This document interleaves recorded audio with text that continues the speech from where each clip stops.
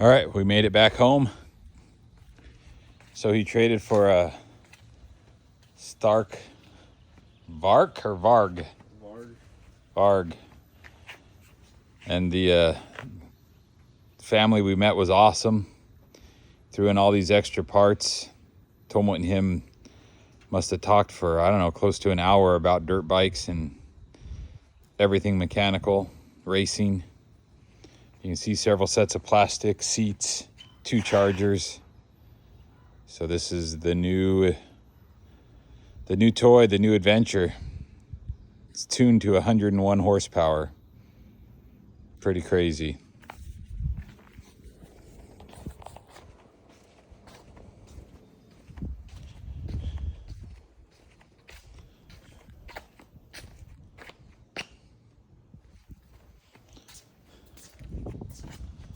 Rides like a dirt bike, but it's not the same. There's no clutch and there's no sound. It's weird to ride around. We'll see how he likes it.